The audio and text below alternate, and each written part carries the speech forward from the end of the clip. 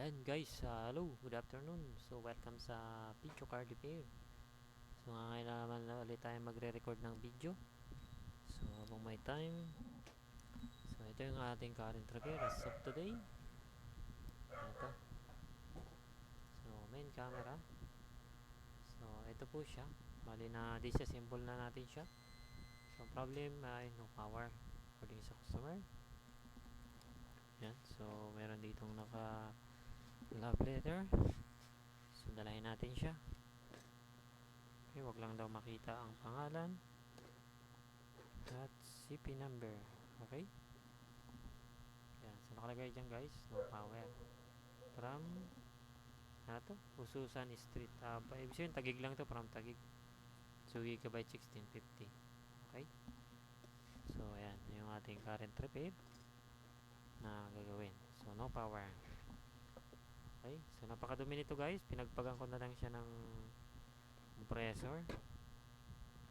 Naka-expired na yung kanyang thermal pad. Kung mapapansin nyo yung ating box, ay napakarami ng lupa.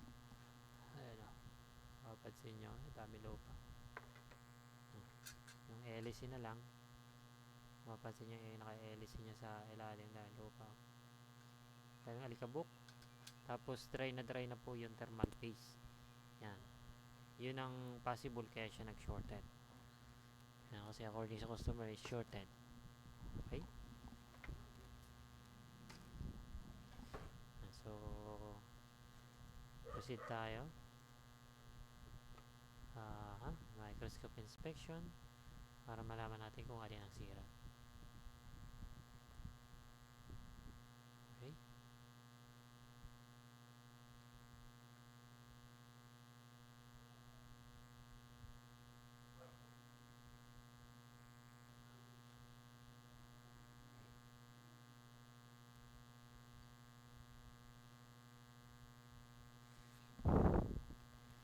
Okay, diode mode.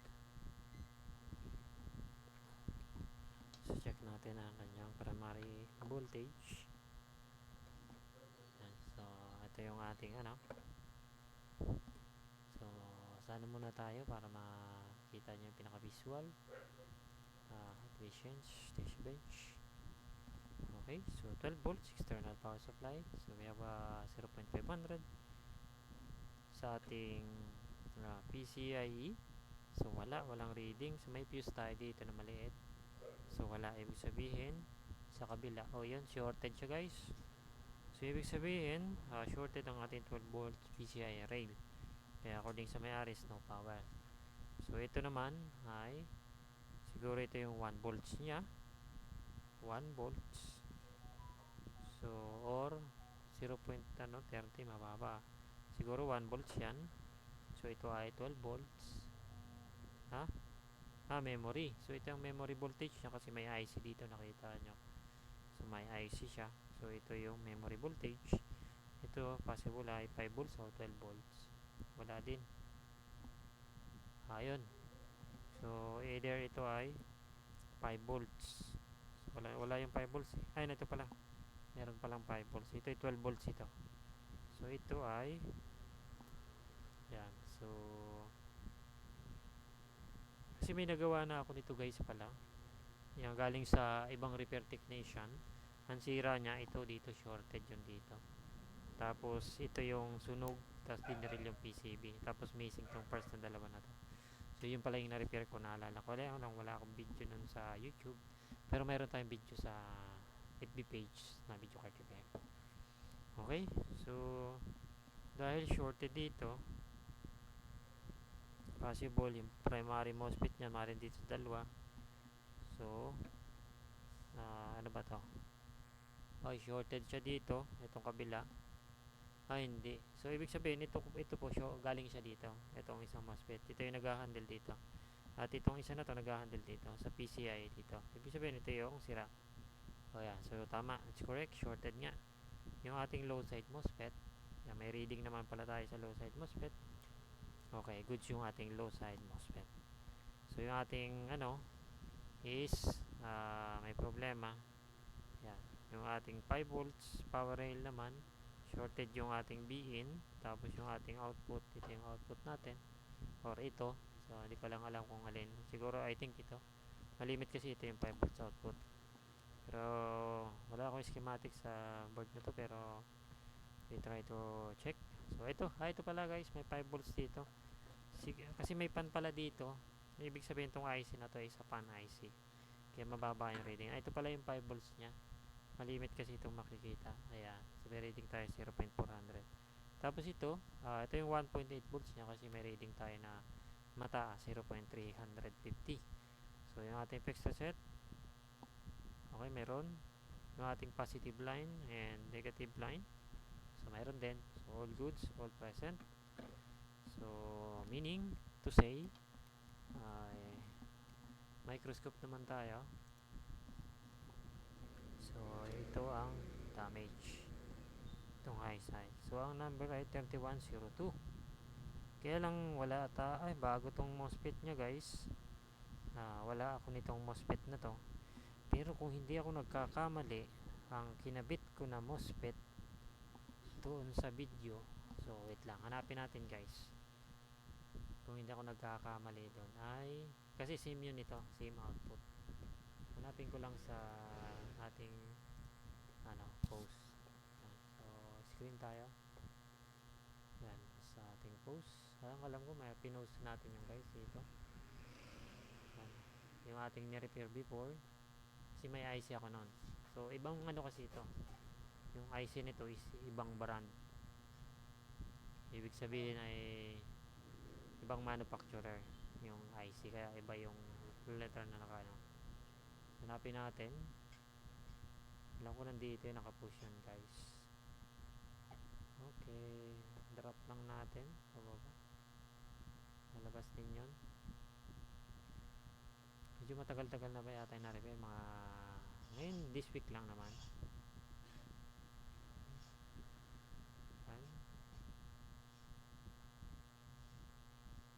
Sana yun ay ano ba?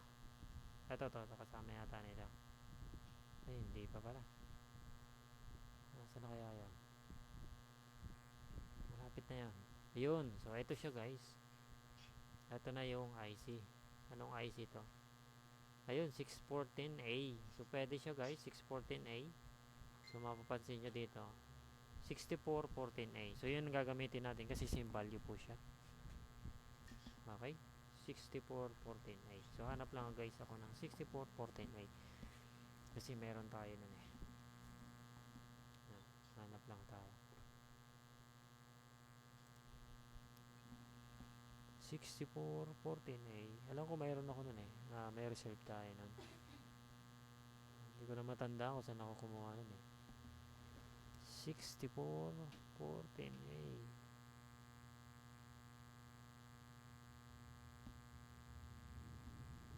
Ito. Sana mayroon pa.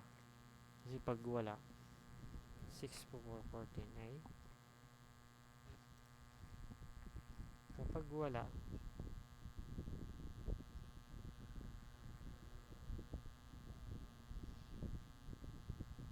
ako wala.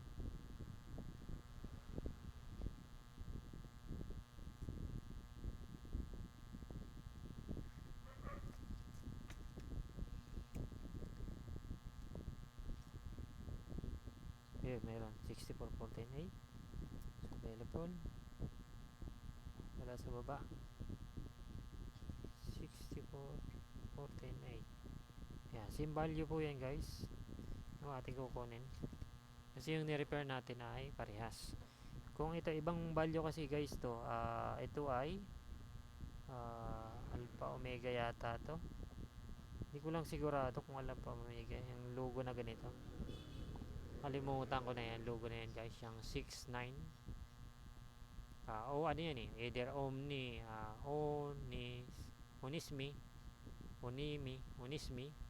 Onsimi pala, or brand ng Onsimi, or Alpha Omega, or SEC, or Texas Instruments. Hindi ko lang tanda guys, basta. Pero parehas yan guys nito. Gawa ng, yung ni-replace natin na ganito is, ang ginamit ay 6414A. Okay, so parehas po siya ng ampere.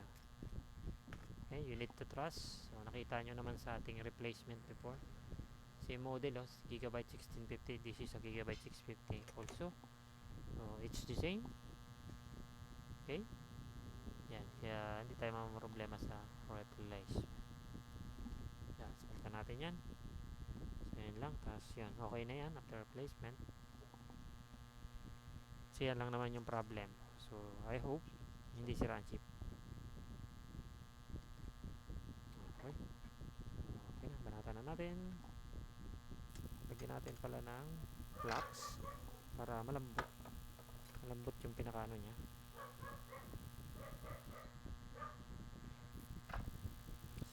Sana pag remove natin ay hindi open ang fuse sa likod. Pero I think this is shorted. So dito natin, layo lang natin yung pagkakahatin. Gawa ng may electrolytic capacitor na katabi.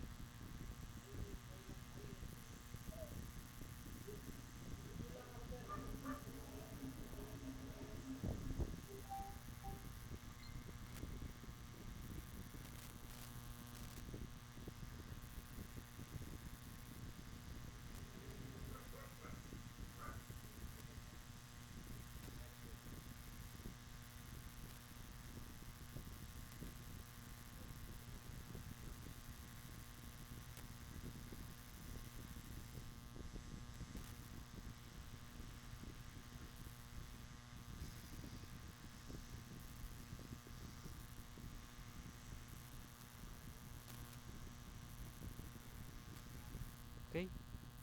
Mabilisan lang. Wait lang. Check natin yung gauge. Gawa ng maka-shorted ang gauge. Kasi pag shorted yan, okay, may reading tayo 0.400. So as you can see, nakita nyo naman, mabilisan at sayang ang heat. Gawa ng may electrolytic capacitor sa katabi. Kailangan natin siyang ma-protect agad.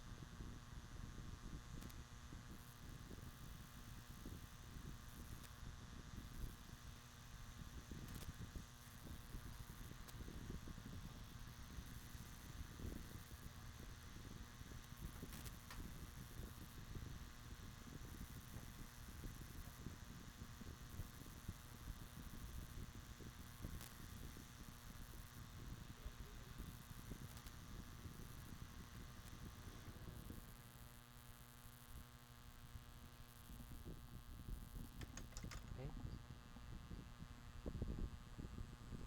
Oh, ayan, may electrolytic kasi katabi lang. So lagyan na lang natin siya ng hinang na maganda para pulido pagkaka dikit na dikit pala to.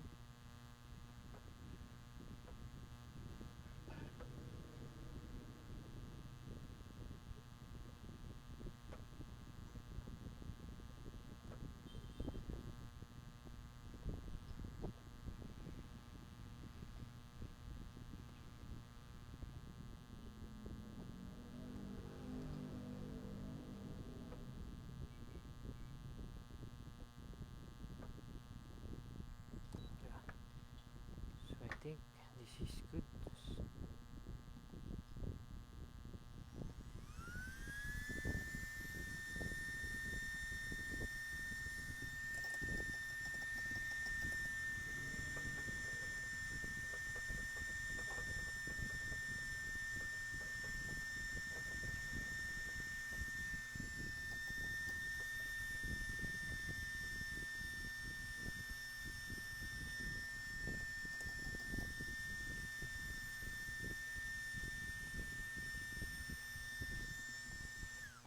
Okay, good.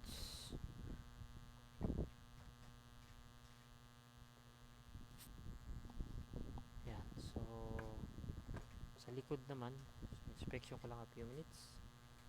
So okay yung likod, wala naman tayong ano. So yung driver IC naman natin, ito yung ating driver IC, pinaka driver na PWM, nakarekta.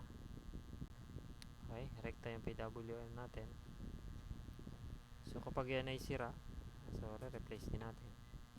Yan. So I think this is a good perfect repair. So let's check para maibabad na natin for cleaning. So gamitan na lang natin ang thermal camera para sa result.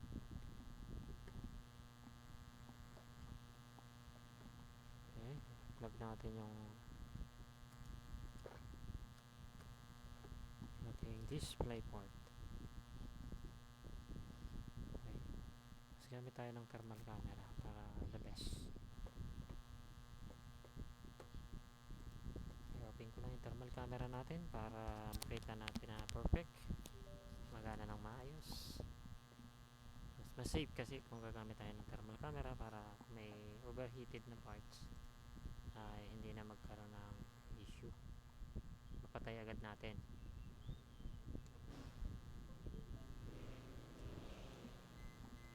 So wait lang at ating i-on ang ating thermal camera.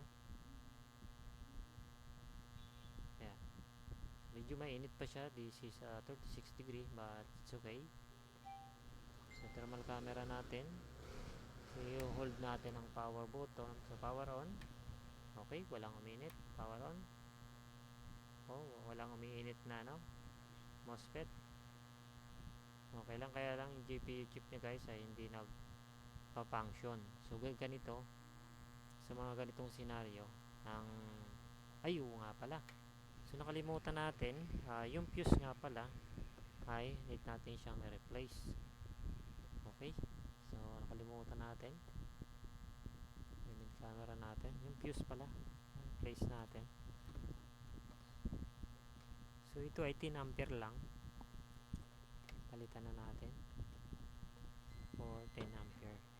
Pero the best one is mag-try muna tayo ng testing para hindi masayang ang ating fuse. So kailangan natin mag-test muna. Kapag ito ay nag-work, saka natin siya i-replace.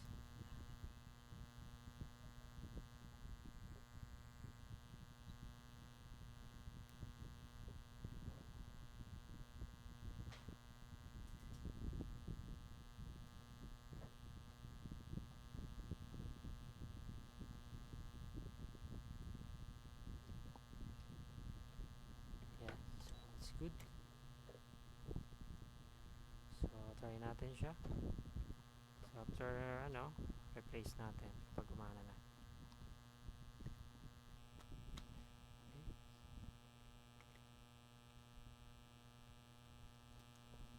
tayo ng thermal camera.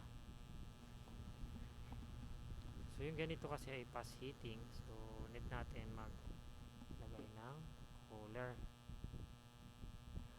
So yung mga gantong chip napakabilis mag-init. So ayan, so set natin, ready natin ang ating display monitor. Patayin muna natin to, yung lights. Yan, nakita nyo nagbi-blink tayo sa sa thermal camera muna para makita natin kung bibigay. Okay, so walang bumigay na pyesa. So check natin ang ating bench display monitor. Yan, nag-stable yan, may display na guys, as you can see. So, may display na tayo. Yan, okay, power up. So perfect, it's working. Power up. Na natin yung lights. So okay na siya, gumagana na ating repair na video card. Okay, so yun lang po naging issue niya, shorted. So kaya siya no power. Okay, so replace na natin itong ating MOSFET. Itong tinatawag nating fuse. Okay, so wala ko ng fuse.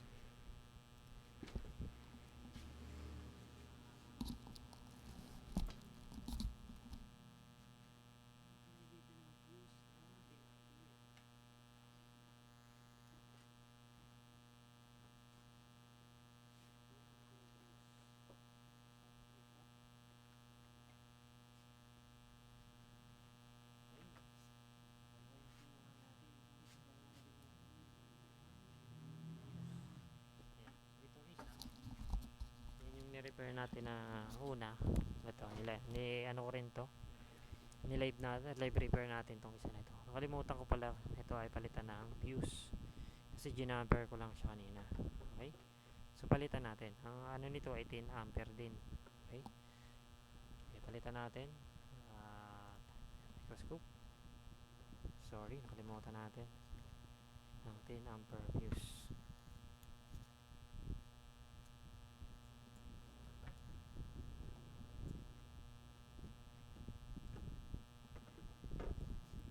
So, ito siya. As you can see, nakalagay ay 10. So, 10 amperahe. Kuha tayo ng 10 ampere ito. 10 ampere ito. Ayan. Ito yung nabili ko, 10 ampere guys. So, tested na to. Marami na ako na-repair gamit ito. So, this is 10 ampere. Yung green, yung may U. Ayaw magbaligtad ah.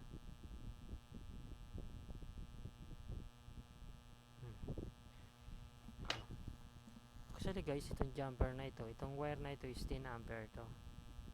Okay? Para lang sa inyong kaalaman, 10 ampere po yung wire na yan.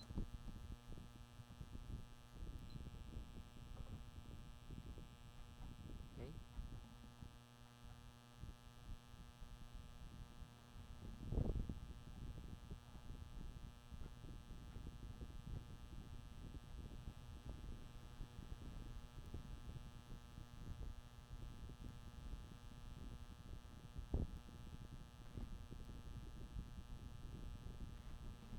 Okay na yan.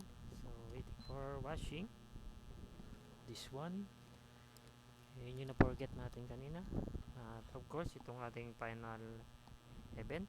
Ito, 10 ampere din. As you can see. So, replace din natin siya. Same lang nitong ating ginamit kasi ito ay mga 10 ampere. Yung 10 ampere guys ay iba-iba. So, meron kasing 10 ampere na ganito kalaki. Ito para sa sapphire naman to ginagamit, yung gantong malaki, 10A. So you can see, 10 ampere, masyado siyang malaki. Kaya hindi naman siya para dyan. Okay, dito siya. Tuloy na natin to. Yung ating 10 ampere na nilagay.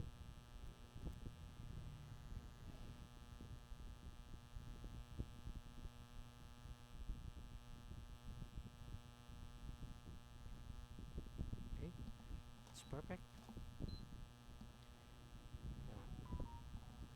So, dalawang views. Siyempre, testerin natin. Baka naman hindi gumagana. Resistance na lang tayo. Baka open eh. Ayan, as you can see, sa resistance mode is, ano siya, may reading tayo. 0. Ibig sabihin, fuse. Ayan. Tapos yung ating ground, may reading na tayo. Ay ground bang 12 volts PCIe. Okay, so yan, it's perfect.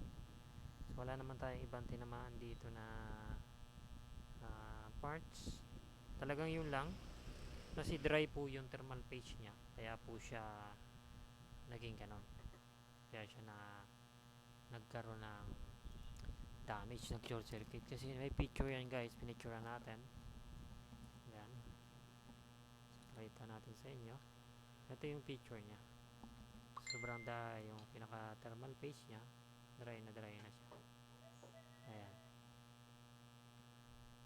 Ayan, kung mapapansin nyo, ayan po. So dry siya. Wala ng thermal paste. Ayan. Tapos napakadumi pati niya. Mapapansin nyo yung dumi. Ayan. Napaka-rumi niya sobra. Ayan. Daming dumi. Ayan. Yun yung ano. Napaka-rumi niya kanina. Okay. So, okay na po ang ating repair. May display na. Ayan. So, itatlo na yung naka-repair natin dito na papaganahin. So, nandito siya sa likuran natin. Sa ating back. Ayan, nandito siya. Ito, perfectly working. EVGA siya. So, this is EVGA. Ayan, yung butas yung likuran dito.